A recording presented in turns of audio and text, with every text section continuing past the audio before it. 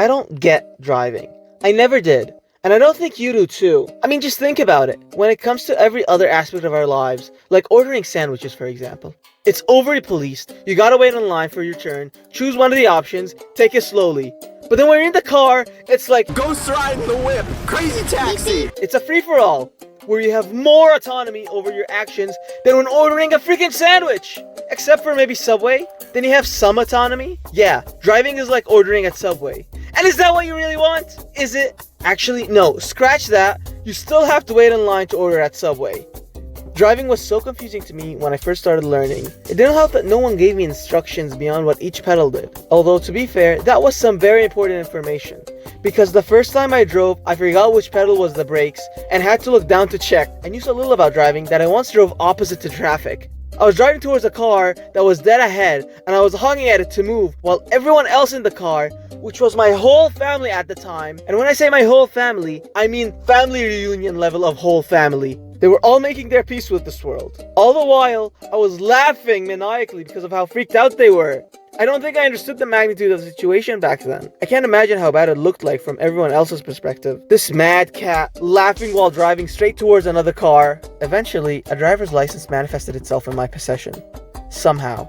I think all the examiners were too scared to ride with me and just gave me the license so I could leave them alone. And the ironic thing was, since I didn't need to drive for practice anymore, I didn't get to drive at all. It was a good call, to be fair. I think my family saved many lives, including my own, by just not making me drive after what they've been through. Although, there would be times when I would get to drive every now and then with a relative who didn't get to see me drive before. Like this one time when my grandpa wanted me to take him to this place daily. So I drove him there the first day, and I thought it went pretty well. But then the next day he just walks there! And this sort of thing didn't just happen with my grandpa. I drove around a couple of relatives once, and only once, before they mysteriously stopped being interested in my services. After that point, I didn't get to drive much until I left for university, where I didn't have a car, so I didn't get to drive at all. I also had the chance to reflect on my driving and finally came to the realization that I was almost responsible for the death of my family on multiple occasions. It took me going to university to learn how much of a danger I was to, well, everything in a 20-mile radius. And that changed me. All of a sudden, the prospect of driving freaked me out.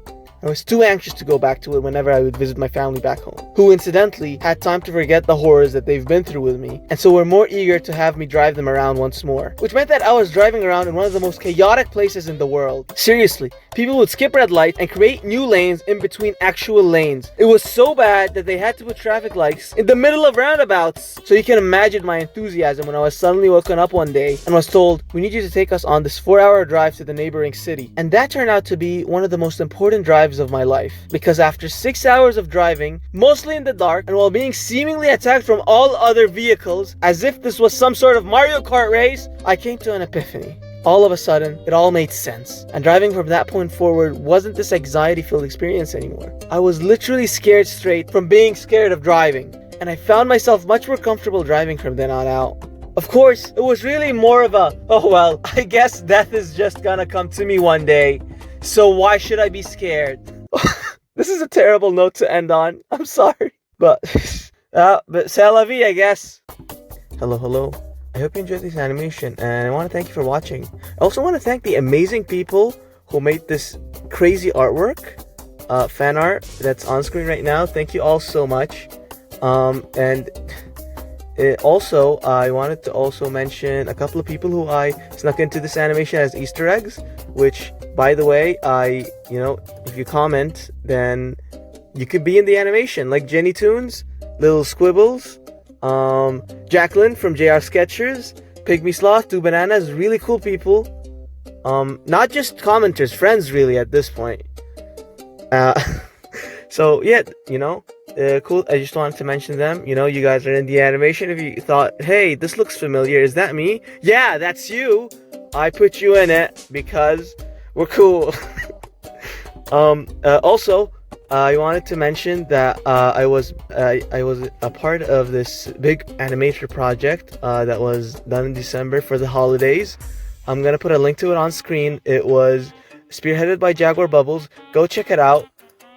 It's 3:30 a.m. in the morning now, which is why I sound like I might like I'm dying or something. I'm not dying. I'm gonna stop it now. Goodbye. Have a good day.